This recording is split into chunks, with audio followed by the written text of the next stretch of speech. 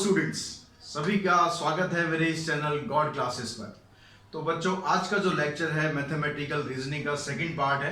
I hope आपने first part देखा होगा, उसको समझा होगा और मैथमेटिकल रीजनिंग की इंपॉर्टेंस भी आपको समझ में आई होगी कि रीजनिंग हमारे लिए ज़रूरी क्यों है, क्यों हमें इसको समझना चाहिए।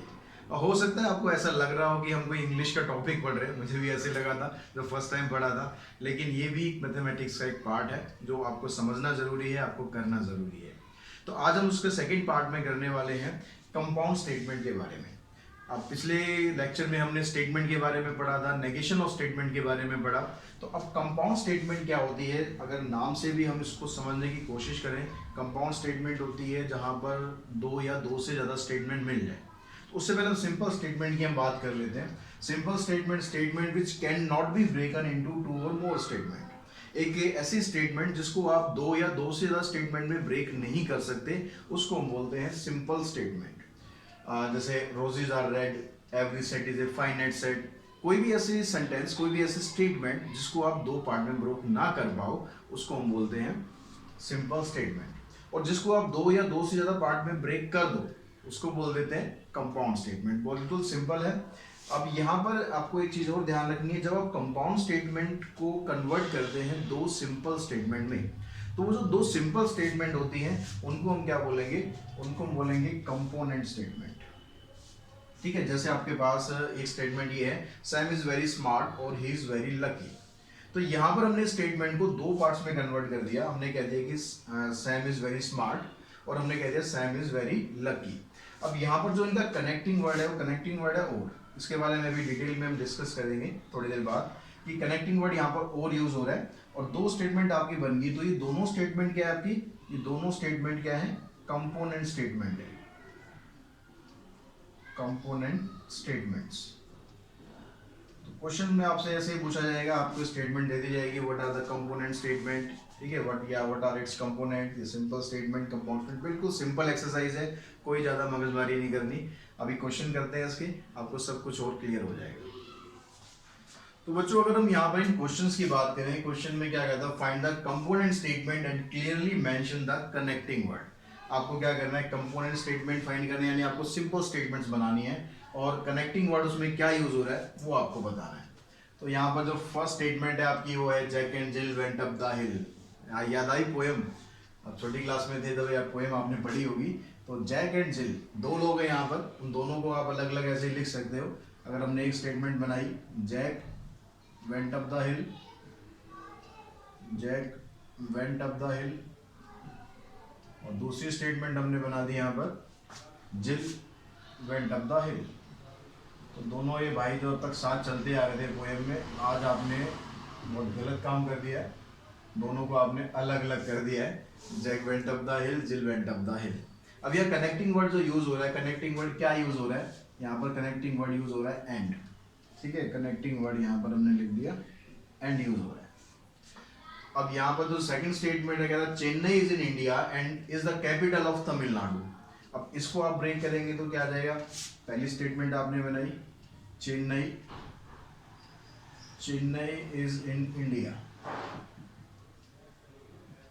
दूसरी स्टेटमेंट बना दो, Chennai is the capital of Tamil Nadu, Chennai is the capital of Tamil Nadu. ये दो सिंपल स्टेटमेंट आ गई। यहां पर कनेक्टिंग वर्ड क्या यूज हो रहा है, यहाँ भी कनेक्टिंग वर्ड आपका एंड यूज हो रहा है। ठीक है, यहाँ पर ये दिया हुआ है, तो कनेक्टिंग वर्ड यहाँ पर भी एंड है। नेक्स्ट स्टेटमेंट में कहता है रूट 7 इज रैशनल नंबर और एन इररेशनल नंबर। अब यहाँ पर आप स्टेटमेंट को अलग अलग करेंगे तो क्या बन गया, बहुत सिंपल सी एक्सरसाइज है। आपको लगेगा कि क्या मजाक हो रहा है ये, तो एक तरह से बहुत ही मतलब सिंपल सी एक्सरसाइज है, इसमें आपको कुछ मगजमारी नहीं करनी है। और दूसरी स्टेटमेंट आपको बनानी है, root 7 is an irrational number. अब यहाँ पर जो कनेक्टिंग वर्ड यूज हो रहा है वो क्या यूज हो रहा है, और यूज हो रहा है। तो और यहाँ पर कनेक्टिंग वर्ड दिखा दो। जितना क्वेश्चन में मतलब पूछा गया आपसे वो सब चीज आपको बता दी है। अब नेक्स्ट में भी ऐसे ही, find the component statement and check whether they are true और फॉल्स। अब यहाँ भी आपको कंपोनेंट स्टेटमेंट बनानी है, फिर चेक करना है कि ट्रू है या फॉल्स है। तो यहाँ पर आप देखो, जो पहली स्टेटमेंट आपकी बन गई, all integers are all integers are positive. दूसरी स्टेटमेंट क्या बनेगी, ऑल इंटीजर्स आर नेगेटिव। अब यहाँ कनेक्टिंग वर्ड आपसे पूछा नहीं है, पूछा गया था कनेक्टिंग वर्ड यहाँ पर और है। अब दोनों स्टेटमेंट आपसे पूछी गई है, स्टेटमेंट क्या है यहाँ पर, फॉल्स है या ट्रू है। तो पहली स्टेटमेंट देखो, ऑल इंटीजर्स आर पॉजिटिव, सारे इंटीजर्स पॉजिटिव होते हैं, ऐसा कोई जरूरी तो नहीं है, तो यानी ये स्टेटमेंट आपकी फॉल्स है।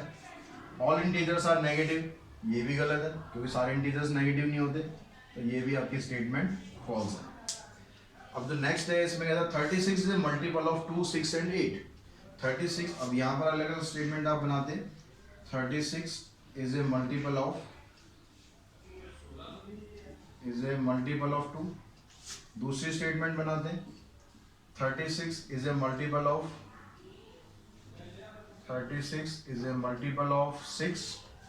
तीसरी statement 36 is a multiple of 8। यहाँ पर देखेंगे आप, ये वाली स्टेटमेंट ट्रू है क्योंकि 36 2 का मल्टीपल होता नहीं, 2 की टेबल में आता है, तो ये स्टेटमेंट ट्रू होगी।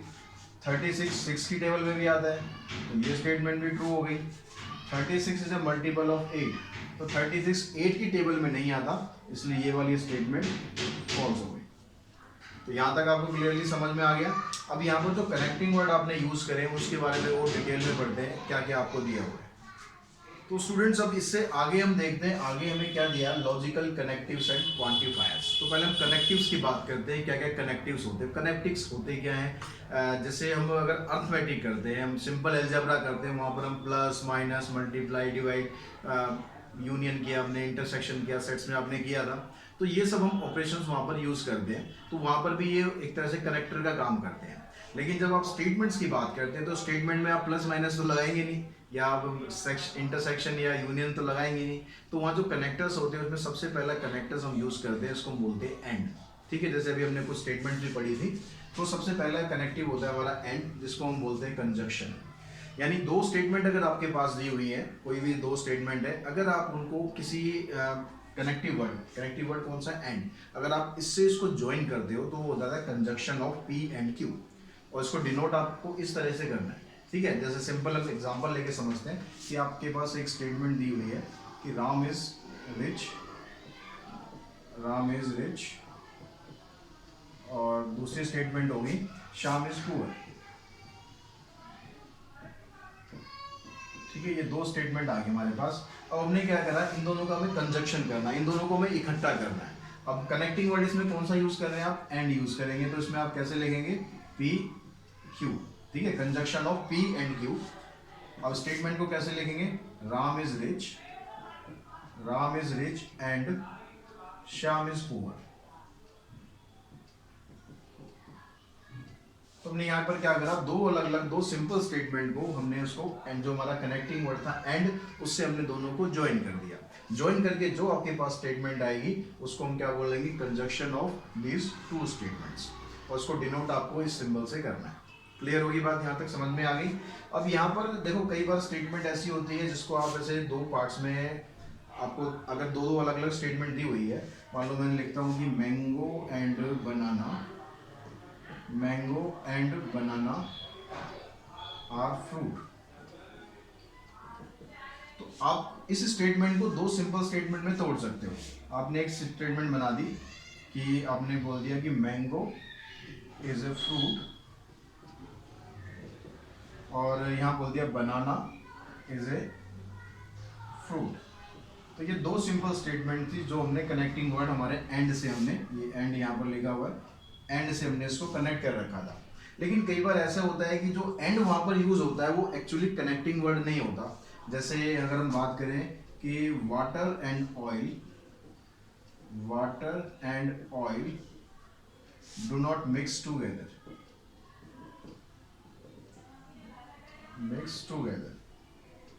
अब ये जो स्टेटमेंट है इसको आप दो अलग अलग स्टेटमेंट में एंड से नहीं तोड़ सकते। आप ऐसे नहीं लिख सकते कि water do not mix together, भाई वाटर को किसके साथ मिक्स होना है, तो वो तो आपके पास यहाँ ऑयल है। तो यहाँ पर जो एंड यूज हो रहा है वो एक्चुअली कनेक्टिंग वर्ड नहीं यूज हो रहा है, ये एक तरह से एक सिंपल स्टेटमेंट है, एक ही स्टेटमेंट है यहाँ पर, ये इसको आप दो अलग अलग स्टेटमेंट में कन्वर्ट नहीं कर सकते। तो इस तरीके का स्टेटमेंट आएगी, बस उसमें आपको ध्यान रखना है कि आप स्टेटमेंट को दो पार्ट्स में ब्रेक कर सकते हैं नहीं कर सकते। अगर समझ में आ जाता है ठीक है, नहीं तो सिंपल मीनिंग देख लो, भाई मीनिंग उसका कुछ बन रहा है नहीं बन रहा। अब यहाँ पर हम कह रहे हैं Ram is rich Shyam is poor, और इकट्ठा हमने लिख दिया Ram is rich and Shyam is poor. तो यहाँ पर इन दोनों को आप अलग अलग तोड़ेंगे तो उनका एक अलग मीनिंग बन गया।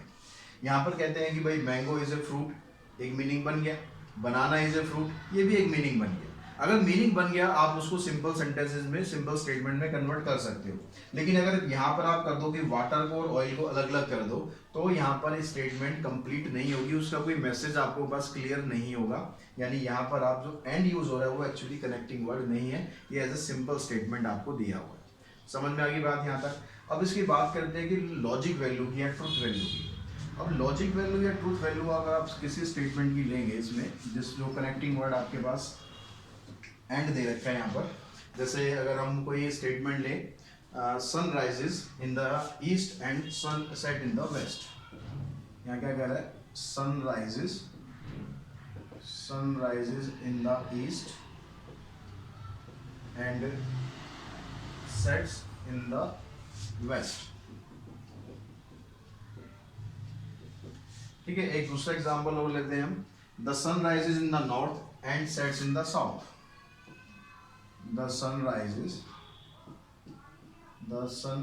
Rises in the north and sets in the west, sets in the कौन सी रहेगी, साउथ। ठीक है, एक स्टेटमेंट और हमने ली, यहाँ पर दो तीन एग्जांपल मैं आपको समझा रहा हूं, उससे आपको क्लियर हो जाएगा। 5 greater than 3 and 7 less than 5। Next statement है, उसमें कहता है 2 + 2 = 5, 2 + 2 = 5 and London is in England, and London is in England. यहां से हम क्या समझ रहे हैं, यहां से हम इसकी लॉजिकल वैल्यू या ट्रूथ वैल्यू समझने की कोशिश कर रहे हैं कि लॉजिकल वैल्यू आप कैसे निकाल सकते हो। ठीक है, अगर यहाँ पर आपको कुछ स्टेटमेंट्स दी हुई है तो इनकी आपको लॉजिकल वैल्यू निकालनी है। लॉजिकल वैल्यू को आप ट्रूथ वैल्यू भी बोलते हैं, लॉजिकल वैल्यू या फिर ट्रूथ वैल्यू। तो अगर आपके पास कनेक्टिंग वर्ड एंड दिया हुआ है तो उसमें क्या होता है, अगर दोनों स्टेटमेंट ट्रू है तो हम पूरी स्टेटमेंट को ट्रू मानेंगे। अब यहाँ पर देखो क्या क्या आपको दिया हुआ है। तो पहली स्टेटमेंट है, उसमें कहता है कि sun rises in the east, statement true है। अगर मैं इसको दो अलग अलग स्टेटमेंट में कन्वर्ट कर दूं, एक स्टेटमेंट मैंने लिख दी the sun rises in the east, statement true हो गई। और दूसरी स्टेटमेंट बना दें कि sun sets in the west, ये भी स्टेटमेंट ट्रू हो गई। यानी ये भी ट्रू है, ये भी ट्रू है। तो ओवरऑल ये जो स्टेटमेंट होगी ये ट्रू स्टेटमेंट होगी। अगर मैं दूसरी स्टेटमेंट पर आऊँ तो यहाँ कहता है sun rises in the north, गलत है ये, and sets in the south, और ये भी गलत है। अब ये स्टेटमेंट भी गलत है, फॉल्स है, ये वाली स्टेटमेंट भी फॉल्स है। तो ओवरऑल जो आपकी स्टेटमेंट होगी वो फॉल्स हो जाएगी। नेक्स्ट स्टेटमेंट पर आते हैं, 5 ग्रेटर देन 3, 5 ग्रेटर देन 3 होता है, सबको पता ही है, तो ये स्टेटमेंट ट्रू है। 7 लेस देन 5, अब ये स्टेटमेंट फॉल्स होगी क्योंकि 7 तो बड़ा होना चाहिए। तो एक स्टेटमेंट ट्रू है, दूसरी स्टेटमेंट फॉल्स है, यानी ओवरऑल जो स्टेटमेंट है आपकी वो फॉल्स में काउंट होगी। 2 + 2 = 5, ये स्टेटमेंट फॉल्स है। लंदन इज इन इंग्लैंड, ये स्टेटमेंट ट्रू है। पहली वाली फॉल्स है, दूसरी वाली ट्रू है, तो भी ओवरऑल क्या होगी आपकी स्टेटमेंट फॉल्स में काउंट होगी। यानी अगर हम टोटल कुल मिलाकर बात करें, ट्रूथ वैल्यू जब आप निकालेंगे इसकी, अगर आपके पास स्टेटमेंट दी हुई है, एक स्टेटमेंट P है, दूसरी स्टेटमेंट Q है, फिर आप उसका कंजक्शन निकालते हैं। कंजक्शन निकालते हैं मतलब जो फाइनल जो स्टेटमेंट आएगी उससे आपकी जो ट्रूथ वैल्यू वो क्या बनेगी, उसको इस टेबल से आप समझ सकते हैं। अब इसमें क्या करते हैं, हम दो स्टेटमेंट ली हमने, एक स्टेटमेंट होगी P, दूसरी स्टेटमेंट होगी Q, और यहाँ पर ये हो गया इनका कंजक्शन। अब स्टेटमेंट अगर ट्रू है, दूसरी स्टेटमेंट भी ट्रू है, तो जो कंजक्शन आएगा, जो फाइनल स्टेटमेंट आएगी वो भी क्या होगी, ट्रू हो जाएगी। लेकिन अगर पहली स्टेटमेंट ट्रू है, दूसरी फॉल्स है, तो भी ये फॉल्स रहेगा। पहली स्टेटमेंट फॉल्स है, दूसरी ट्रू है, तो भी ये फॉल्स होगा। अगर दोनों स्टेटमेंट फॉल्स हैं तो भी ये फॉल्स हो जाएगा। तो आपसे अगर ट्रूथ वैल्यू पूछी जाती है तो दोनों स्टेटमेंट को आप आइडेंटिफाई करो, भाई दोनों अगर ट्रू है, अगर कनेक्टिंग वर्ड एंड यूज हो रहा है, दोनों अगर ट्रू है तो उसका जो कंजक्शन आएगा वो भी ट्रू होगा। क्लियर हुई यहाँ तक बात? तो बच्चों नेक्स्ट जो कनेक्टिंग वर्ड है वो है और। इंग्लिश में हम बहुत यूज करते हैं और वर्ड को। जब भी दो आपके पास सिंपल स्टेटमेंट दे रखी होंगी, अगर आप उसको एक वर्ड और से कनेक्ट कर दो तो उसको हम बोलते हैं disjunction of P and Q. ठीक है, एंड होता है तो क्या होता है, कंजक्शन होता है, और होता है तो डिसजंक्शन होता है। सिंबल भी दोनों के उल्टे हो जाते हैं। अब यहाँ पर देखो, जैसे स्टेटमेंट आपके पास द सन शाइन्स, दूसरी स्टेटमेंट है 6 इज प्राइम। अब इन दोनों का अगर डिस्टिंक्शन करना है, दोनों को आपको इकट्ठा करना है किससे, कनेक्टिंग वर्ड और से, तो उसको आप लिख देंगे द सन शाइन्स और 6 इज प्राइम। अब यहाँ पर जो ये वर्ड और होता है, ये इंग्लिश लैंग्वेज में एम्बिगुअस वर्ड होता है। एम्बिगुअस वर्ड मतलब इसमें जरूरी नहीं है कि भाई बिल्कुल सर्टेनिटी है, ये हो भी सकता है नहीं भी हो सकता। जैसे फॉर एग्जांपल, अगर ये वर्ड आप लिखते हो कि ही इज वेरी स्मार्ट और ही इज वेरी लकी, अगर आप ये स्टेटमेंट दे रहे हो तो इसका मतलब क्या है कि वो स्मार्ट भी हो सकता है या फिर लकी भी हो सकता है, और may be both smart and lucky, कि वो स्मार्ट भी हो सकता है और लकी भी हो सकता है। तो यहाँ पर क्या है, दोनों चीज़ें पॉसिबल है, वो स्मार्ट भी हो सकता है, लकी भी हो सकता है। और इस तरह की जो स्टेटमेंट होती है, इसमें जो और यूज हो रहा है, इसको हम बोलते हैं इंक्लूसिव और। ठीक है, जिसमें दोनों चीजें यूज हो सकती है, इसकी पॉसिबिलिटी भी है, इसकी पॉसिबिलिटी है एट द सेम टाइम, कि वो स्मार्ट भी हो सकता है, वो लकी भी हो सकता है। लेकिन अगर आप दूसरी स्टेटमेंट को आप देखोगे, कहता है I will stay at home और I will go to see a movie. यहाँ भी कनेक्टिंग वर्ड और यूज हो रहा है, लेकिन यहाँ पर जो स्टेटमेंट है उसमें कह रहा है कि या तो मैं घर पे रहूंगा या मैं मूवी देखने जाऊंगा। तो ये दोनों चीजें वो इकट्ठे नहीं कर सकता, एक साथ दोनों चीजें पॉसिबल नहीं होंगी एट द सेम टाइम। तो इसका मतलब इस तरह का जो केस होता है उसको हम बोलते हैं एक्सक्लूसिव और। तो और में दो कैटेगरी होती है, या तो इंक्लूसिव होता है या फिर एक्सक्लूसिव होता है। इंक्लूसिव में क्या होगा, दोनों जो आपको ऑप्शंस दिए हुए, दोनों में से दोनों की दोनों possibility at the same time हो सकती है। लेकिन एक्सक्लूसिव और में ऐसा नहीं होता, एक ही दोनों में से हो सकता है, या तो ये या फिर ये। अगर हम इसकी ट्रूथ वैल्यू की बात करें तो ट्रूथ टेबल भी हम इसकी बना लेते हैं। जैसे एंड की आपने ट्रूथ टेबल बनाई थी, उसमें और इसमें थोड़ा सा डिफरेंस आएगा। तो ये टेबल बना ली हमने यहाँ पर। तो अगर ट्रूथ टेबल की बात करेंगे, अगर आपके पास स्टेटमेंट मान लो दे रखी है पी और क्यू, और आपको उसका डिसजंक्शन निकालना है, डिसजंक्शन ये निकाल दिया। अब इसमें क्या होता है, अगर स्टेटमेंट आपकी पहली ट्रू है, दूसरी स्टेटमेंट ट्रू है, तो उसकी ट्रूथ वैल्यू भी ट्रू आएगी। यानी पहली स्टेटमेंट ट्रू है, दूसरी स्टेटमेंट ट्रू है, तो आपकी जो फाइनल स्टेटमेंट आएगी वो भी ट्रू आएगी। अगर पहली स्टेटमेंट ट्रू है, दूसरी स्टेटमेंट फॉल्स है, तो भी इसकी ट्रूथ वैल्यू ट्रू आएगी। ठीक है, पहली वैल्यू ट्रू आ गई, पहली जो स्टेटमेंट है, अगर उसकी ट्रूथ वैल्यू ट्रू है, दूसरे की फॉल्स है, तो भी ओवरऑल जो डिस्टिंक्शन होगा वो वहां पर ट्रू आएगी। ऐसे अगर पहली वाली फॉल्स हो गई, दूसरी ट्रू आएगी, तो भी यहाँ पर ट्रू होगा। अगर दोनों फॉल्स हो गई तो इसकी ट्रूथ वैल्यू फॉल्स हो जाएगी।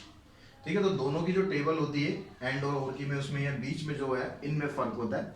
अगर कोई एंड में क्या बताया था, अगर ये ट्रू है ये फॉल्स है तो फॉल्स होगा। उसमें दोनों के दोनों या तो ट्रू होने चाहिए तभी ट्रू होगा। अगर एक भी उसमें से फॉल्स हो गया, दोनों फॉल्स हो गए तो फॉल्स है। इसमें क्या, अगर एक भी ट्रू हो गया तो भी काम चल जाएगा, ट्रू है, दूसरा फॉल्स हो गया तो कोई दिक्कत नहीं। अगर दोनों ही फॉल्स हो गए तो आप कह देंगे भाई ट्रूथ वैल्यू इसकी भी फॉल्स है। क्लियर होगी बात यहाँ तक? तो बच्चों नेगेशन ऑफ स्टेटमेंट्स तो हमने पढ़ लिया, उसको समझ लिया। अब नेगेशन ऑफ कंपाउंड स्टेटमेंट्स और देख लेते हैं। अब यहाँ पर हमने कंजक्शन निकाला, अभी डिसजंक्शन निकाला। अगर उनका आपको नेगेशन करना है तो क्या होता है, the negation of conjunction is the P and Q is the disjunction of negation of P and Q. यानी आपको अगर क्या करना है, नेगेशन निकालना है किसका, कंजक्शन का, यानी पी एंड क्यू का जो कंजक्शन आपने बनाई स्टेटमेंट, उसका आपको नेगेशन निकालना है। तो उसको नेगेशन के लिए क्या करना है, disjunction of negation of P and negation of Q. Symbolically समझो, यहाँ पर ये conjunction of P and Q आ गया, इसका आपको नेगेशन फाइंड करना है। अब इसका नेगेशन फाइंड करना है तो दोनों का नेगेशन तो होगा, लेकिन डिसजंक्शन होगा, मतलब और लग जाएगा उसमें। एग्जांपल से वो समझ लेते हैं और अच्छी तरह क्लियर हो जाएगा। ये हमारे पास conjunction of P and Q है, Paris is in France and London is in England. ठीक है, अब इससे आपने दो अलग अलग स्टेटमेंट बना ली। पी स्टेटमेंट आ गई हमारे पास, पेरिस इज इन फ्रांस, और क्यू आ गई लंदन इज इन इंग्लैंड। दोनों का आपने नेगेशन निकाल लिया, इसका नेगेशन निकाल लिया, Paris is not in France, London is not in England. तो जब आप यहाँ पर नेगेशन निकालोगे कंजक्शन का, यानी ये चीज आपको निकालनी है, तो क्या करना है आपको, negation of P, negation of P आ गया, Paris is not in France, फिर यहाँ पर डिसजंक्शन है, और लगाएंगे, London is not in England. Clear होगी बात। अगर यहाँ पर एंड है तो यहाँ पर और लगेगा, अगर यहाँ पर और है तो यहाँ पर एंड लगेगा। बस सिंपल ये चीज याद है, ठीक है, कोई कंफ्यूज होने की जरूरत नहीं है। नेगेशन जब आप करोगे, एंड है तो और लगाना है, और है तो एंड लगाना है। तो वही यहाँ पर आपको बताया हुआ है कि नेगेशन ऑफ डिसजंक्शन अगर आप निकालते हो तो ये क्या होगा, conjunction of negation of P and negation of Q। तो बहुत ज्यादा थ्योरी पे नहीं जाना, सिंपल जो चीज बताई है मैंने वो याद रखना कि यहाँ पर आपको क्या बताया, एंड है तो यहाँ पर और है, अगर यहाँ पर और है तो यहाँ पर एंड है। जैसे आपके पास यहाँ पर स्टेटमेंट थी कि Ram is in class 10th और रहीम इज इन क्लास 12th। उससे आपने दो सिंपल स्टेटमेंट बना ली, Ram is in class 10th, Rahim is in class 12th, दोनों का नेगेशन निकाल दिया, नॉट लगा दिया, दोनों में नेगेशन आ गया। अब आपको ये जो स्टेटमेंट थी इसका नेगेशन बनाना है। अब इसका नेगेशन बनाना तो क्या करना है, Ram is not in class and Rahim is not in class 12th। Ram is not in class 10th and Rahim is not in class 12th। In statement का नेगेशन तो आपको करना ही है, बस फर्क क्या करना है, एंड है तो और लगा देना है, और है तो एंड लगा देना है। ये हो गया नेगेशन ऑफ स्टेटमेंट। अब इसके बाद बात करते हैं क्वांटिफायर्स की। कुछ क्वांटिफायर्स होते हैं, उसके बारे में मैं बता दूं आपको। तो नेक्स्ट जो चीज आपको बतानी है वो है क्वांटिफायर्स। क्वांटिफायर्स क्या होते हैं, जैसे कुछ फ्रेजेस या वर्ड्स होते हैं, जैसे there exist, for all, for every, there is at least one. तो इस तरह के कुछ वर्ड या फ्रेजेस होंगे जो एक तरह से क्या करते हैं, कुछ क्वांटिटी की तरफ आपको इशारा करते हैं कि यहाँ पर कुछ हो सकता है, कुछ क्वांटिटी हो सकती है। जैसे अगर हम बोलते हैं there exist a rectangle which all sides are equal, तो देयर एग्जिस्ट ए रेक्टेंगल मतलब ये कह रहा है कि कम से कम एक रेक्टेंगल एक ऐसा जरूर होगा जिसकी सारी साइड्स इक्वल होंगी। अब वहां पर कौन सा रेक्टेंगल हो जाता है, वो स्क्वायर हो जाता है, ठीक है। तो यहाँ पर बस आपको ये बताना चाह रहा है कि भाई हाँ, एक ऐसा पॉसिबिलिटी है, एक रेक्टेंगल ऐसा हो सकता है। तो यहाँ पर आप ये भी यूज कर सकते हो, there is at least one rectangle which all sides are equal. तो डिपेंड करता है कि आप कैसे लिखना चाहते हो, उससे कोई दिक्कत नहीं है। यहाँ पर कहता है for every natural number. Every natural number यानी हर एक नेचुरल नंबर जिसको आप रूट n की फॉर्म में लिखते हो वो एक रियल नंबर है। तो यहाँ पर ये क्वांटिफायर्स क्या कर रहे हैं, आपको कुछ क्वांटिटी के बारे में बताने की कोशिश कर रहे हैं कि हाँ भाई ये हो सकते हैं, वो एक हो सकता है, दो हो सकता है, 10 हो सकते हैं, जितने मर्जी हो, आपको कुछ क्वांटिटी के बारे में पता चल रहा है। तो इस तरह के जो सिचुएशंस होती हैं, जो फ्रेजेस होते हैं, जो वर्ड्स होते हैं, उनको बोलते हैं क्वांटिफायर्स।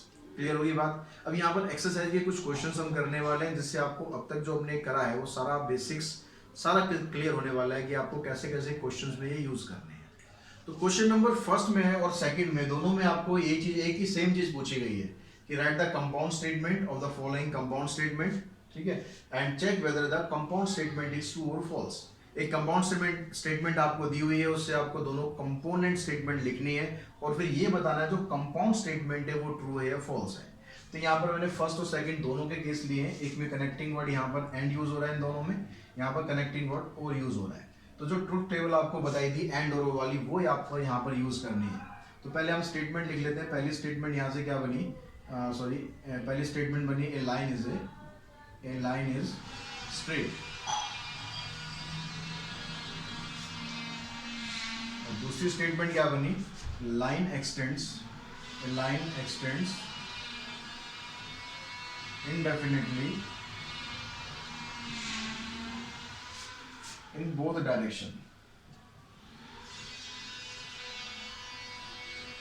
एंड वाले दोनों केस हम बना लेते हैं, दोनों कंपोनेंट स्टेटमेंट लिख लेते हैं।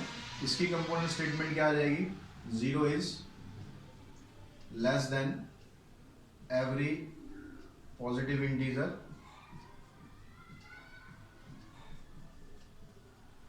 और दूसरी स्टेटमेंट आ गई इसकी 0 is less than every negative integer. तो जो एंड वाली आपने ट्रूथ टेबल करी थी, उस ट्रूथ टेबल को याद ध्यान में रखना है। एंड वाली ट्रूथ टेबल में क्या था, अगर दोनों स्टेटमेंट आपकी ट्रू है, जैसे पहले वाले केस में ए लाइन इज स्ट्रेट, ये स्टेटमेंट ट्रू है। Line extend indefinitely in both direction, ये स्टेटमेंट भी ट्रू है। तो ओवरऑल जो कंपाउंड स्टेटमेंट आएगी वो भी आपकी ट्रू हो जाएगी, ठीक है। ट्रूथ टेबल में यही करा था, ये स्टेटमेंट अगर ट्रू है और सेकंड भी ट्रू है तो जो उनका कंजक्शन आएगा, जो कंपाउंड स्टेटमेंट आएगी वो भी ट्रू आ जाएगी। दूसरे केस में क्या हो रहा है, 0 is less than every positive integer. ये ठीक है कि जो जितने ही पॉजिटिव इंटीजर होते हैं 0 उससे छोटा होता है, तो ये स्टेटमेंट ट्रू है। 0 is less than every negative integer, ये स्टेटमेंट फॉल्स है।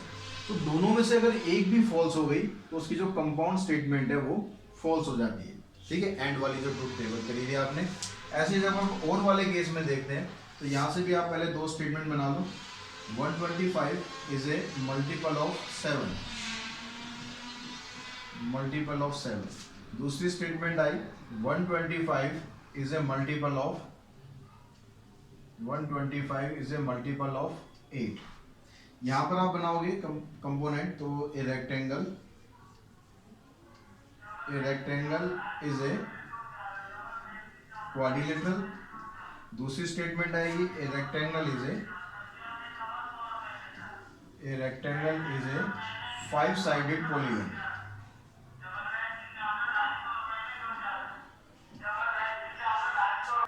तो अब इसको करने के लिए हम क्या करेंगे, इसमें ट्रुथ टेबल आप यूज करेंगे किसकी, डिसजंक्शन की, यानी और की। तो उसमें क्या था, अगर आपके पास पहली स्टेटमेंट क्या है, फॉल्स है, पहली स्टेटमेंट फॉल्स है क्योंकि 125 7 का मल्टीपल नहीं होता, 125 8 का भी मल्टीपल नहीं होता, ये स्टेटमेंट भी फॉल्स है। तो ओवरऑल जो आपकी स्टेटमेंट आएगी, जो डिसजंक्शन स्टेटमेंट आएगी, वो क्या होगी, फॉल्स हो जाएगी। ठीक है, अगर यहाँ पर पहली स्टेटमेंट ट्रू है, a rectangle is a quadrilateral, ये स्टेटमेंट ट्रू है, a rectangle is a 5 sided polygon, ये स्टेटमेंट फॉल्स है। लेकिन जो और वाली जो टेबल होती है उसमें जो स्टेटमेंट जब आप लेते हैं, ट्रुथ टेबल जब निकालते हैं, दोनों में से कोई एक भी अगर ट्रू हो जाए तो ओवरऑल जो कंपाउंड स्टेटमेंट होती है वो ट्रू बन जाती है। ठीक है, स्टार्टिंग में जो बताया था मैंने, उसकी टेबल को आप एक बार ध्यान से और अच्छी तरह समझ लेंगे तो इस तरह के क्वेश्चन बड़े आराम से आप कर लेंगे। तो नेक्स्ट क्वेश्चन दिया हुआ है आपको बच्चों, उसमें कहता है identify the type of or. तो दो और की जो दो टाइप हमने करी थी, इंक्लूसिव ओर और एक्सक्लूसिव ओर, वही आपको यहाँ बताना है कौन सा इंक्लूसिव ओर है, कौन सा एक्सक्लूसिव ओर है। तो जैसे पहले कहता है to apply for a licence you should have a ration card और ए पासपोर्ट। तो इंक्लूसिव अगर आपने समझा हो ध्यान से, तो इंक्लूसिव में क्या आपको बताया था कि एट द सेम टाइम दोनों चीजें में से कोई भी आपके पास हो सकती है, दोनों हो सकती है। ठीक है, अगर आप कोई ड्राइविंग लाइसेंस के लिए अप्लाई कर रहे हो, आप ड्राइविंग लाइसेंस के लिए बनाने के लिए जाते हो, आपसे कहा जाता है या तो आप राशन कार्ड दे दो या पासपोर्ट दे दो। तो दोनों में से कोई सी भी चीज आप दे सकते हो एट द सेम टाइम, या दोनों भी दे सकते हो, राशन कार्ड भी दे सकते हो, पासपोर्ट भी दे सकते हो, यानी एट द सेम टाइम दोनों चीजें आपके पास अवेलेबल है। दैट मीन्स ये क्या हो गया, यहाँ पर इंक्लूसिव और का एग्जाम्पल बन गया। अगर हम दूसरी स्टेटमेंट की बात करें तो कहता है आइसक्रीम और पेप्सी इज अवेलेबल विद थाली इन ए रेस्टोरेंट। एक आइसक्रीम या पेप्सी एक रेस्टोरेंट में थाली के साथ अवेलेबल है, not both at the same time, यानी एक थाली के साथ आप आइसक्रीम और पेप्सी दोनों नहीं ले सकते, आप इन दोनों में से कोई एक ही चीज ले सकते हो, या तो आप आइसक्रीम ले सकते हो या आप पेप्सी ले सकते हो। दैट मीन्स यहाँ पर क्या बन गया, ये एक्सक्लूसिव ओर का केस बन गया। ठीक है, क्लियर हुई बात। अब दूसरे वाले अगले क्वेश्चन में क्या है, translate the following statement in symbolic form. इसको सिंबॉलिक फॉर्म में लिखना है। अब सिंबॉलिक फॉर्म में लिखेंगे तो क्या है, Rahul is passed in English. तो नेक्स्ट क्वेश्चन में क्या दिया है, क्या था, translate the following statement in symbolic form. अब इस स्टेटमेंट को आपको सिंबॉलिक फॉर्म में लिखना। सिंबॉलिक फॉर्म में क्या है, यहाँ पर जो कनेक्टिंग वर्ड है, कंजक्शन दिया हुआ है यहाँ पर आपको एंड, ठीक है, और दिया होगा तो वो डिसजंक्शन हो गया, इसमें आपको और दिया है। तो कंजक्शन दिया हुआ है तो सिंबॉलिक फॉर्म में कंजक्शन कैसे लिखते हैं, P एंड Q, ये मतलब हो गया। अब यहाँ पर P और Q को आप एक्सप्लेन कर दो, वेयर P स्टेटमेंट हमारे पास क्या बन गई, राहुल इज पास्ड,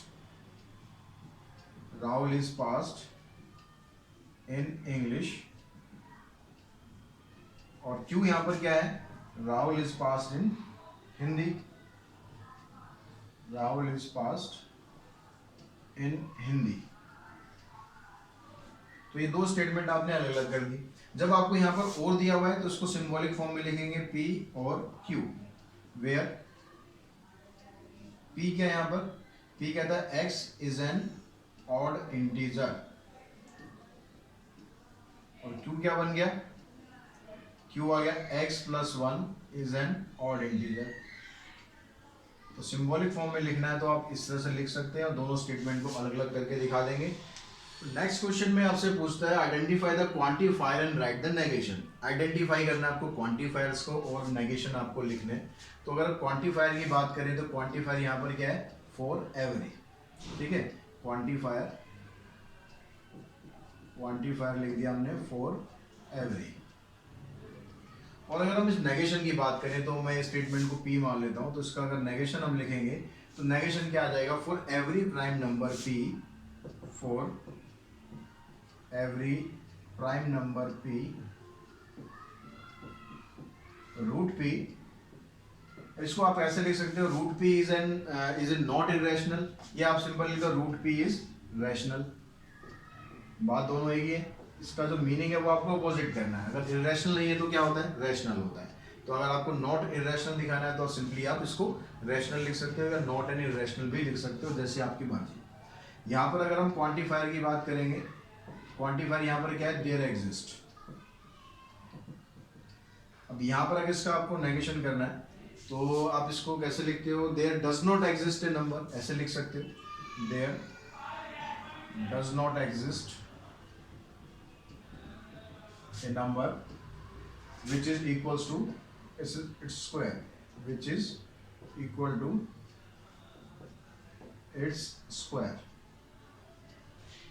ठीक है, यहाँ पे ऐसे लिख सकते हैं there exists a number which is not equal to its square, जैसे मर्जी लिख दो। नेगेशन आपको बड़े अच्छे तरीके से लिखना आ गया होगा। नेक्स्ट क्वेश्चन में कहता है डिटरमाइन द ट्रूथ वैल्यू। अब ट्रूथ वैल्यू निकालनी है तो वही ट्रूथ टेबल यूज करनी है। यहाँ पर जो कनेक्टिंग वर्ड है वो क्या यूज हो रहा है, देखो अर्थ इज फ्लैट और it revolve around the moon. यहाँ पर जो कनेक्टिंग वर्ड हो रहा है यूज और। तो अगर आप यहाँ पर दो स्टेटमेंट अलग अलग कर लेते हो, पहली स्टेटमेंट आ गई आपके पास अर्थ इज फ्लैट, ठीक है। दूसरी स्टेटमेंट आप लिख लो यहाँ पर earth is revolve around the moon. ये दो स्टेटमेंट बन गई। अब इन दोनों स्टेटमेंट्स में अगर मैं पहली वाली स्टेटमेंट की बात करूँ कि अर्थ इज फ्लैट, तो वो स्टेटमेंट क्या है यहाँ पर, फॉल्स है, क्योंकि अर्थ हमें पता है कि राउंड होती है, फ्लैट नहीं होती। और दूसरी जो स्टेटमेंट है उसमें कहता है कि अर्थ रिवॉल्व अराउंड द मून, तो दूसरी स्टेटमेंट है वो भी फॉल्स है, क्योंकि जो अर्थ होती है वो सन के अराउंड मूव करती है, मून के नहीं। तो यहाँ पर ये स्टेटमेंट भी आपकी होगी फॉल्स। अब और में क्या होता है, और में अगर पहली स्टेटमेंट आपकी फॉल्स है, दूसरी भी फॉल्स है, तो ओवरऑल जो स्टेटमेंट आती है वो क्या आ जाती है, आपकी फॉल्स आ जाती है। आप पहले दोनों स्टेटमेंट अलग अलग बना के दिखाना, अर्थ इज फ्लैट उसके आगे लिखना फॉल्स स्टेटमेंट, फिर earth revolve around the moon तो उसके आगे भी फॉल्स, तो therefore compound statement is also false. तो ट्रुथ वैल्यू जो होती है इसकी। अब उसके बाद दूसरा यहाँ पर देखते हैं x equals to 2 and x equals to 3 are the roots of the equation. यहाँ पर जो कनेक्टिंग वर्ड यूज हो रहा है वो एंड यूज हो रहा है। तो कनेक्टिंग वर्ड एंड में क्या होता है, पहले हम इसको देखते हैं कि अगर हम स्टेटमेंट लिखें x equals to 2 is the root of the equation this, तो x इक्वल टू 2 इसका रूट है या नहीं है, तो वो हम चेक कर लेते हैं। x की वैल्यू यहाँ पर आप पुट करके देख लो। अगर यहाँ 2 पुट करते हैं तो 2 का स्क्वायर किया 4, 4 3 12, 12 माइनस 2 10 हो गया, 10 माइनस 10 इक्वल्स टू 0 आ गया। यानी ये जो अगर हम लिखते हैं x equals to 2 is the root of this equation, तो ये स्टेटमेंट तो हो गई ट्रू। लेकिन अगर हम लिखते हैं x इक्वल्स टू 3, तो ये स्टेटमेंट अगर आप यहाँ पर पुट करोगे तो ये स्टेटमेंट बनेगी फॉल्स। अब जो एंड की ट्रूथ वैल्यू होती है उसमें क्या होता है, अगर स्टेटमेंट ट्रू है तो उससे स्टेटमेंट फॉल्स है, तो ओवरऑल आपकी स्टेटमेंट जो है वो फॉल्स हो जाती है। यहाँ पर कहता है root 3 is a rational number और एन इरेशनल नंबर। अगर यहाँ पे जब तो कनेक्टिंग वर्ड क्या यूज हो रहा है, और यूज हो रहा है, तो इसमें कह रहा है root 3 is a rational number, तो ये स्टेटमेंट आपकी फॉल्स हो गई। अगर हम स्टेटमेंट को लिखें कि root 3 is an irrational number, तो ये स्टेटमेंट आपकी ट्रू हो गई। और में क्या होता है, एक फॉल्स है एक ट्रू है, तो ओवरऑल आपकी स्टेटमेंट जो है वो ट्रू आ जाती है। तो ट्रूथ टेबल अच्छी तरह अगर आपने कर रखी है तो ये क्वेश्चन सारे निकालने बड़े आसान है। तो इसका नेक्स्ट क्वेश्चन दिया आपको क्वेश्चन नंबर 7, उसमें भी आपको ट्रूथ वैल्यू ही निकालनी है, तो वो आप खुद करके ट्राई करेंगे। अगर कोई उसमें से आपको नहीं आता समझ में तो उसको कमेंट बॉक्स में मुझे बताएंगे, उसमें मैं आपकी हेल्प जरूर करूँगा। तो इस वीडियो में आज हम इतना ही करते हैं, और ये वीडियो आपको पसंद आई है, इन सब चीज़ों को आप समझ पाए हैं, तो ज़रूर वीडियो को लाइक करें, शेयर करें, साथ ही चैनल को सब्सक्राइब करना ना भूलें। सब्सक्राइब किया हुआ है तो बेल आइकन को जरूर प्रेस करें। आज की वीडियो में इतना ही। Thanks to all of you.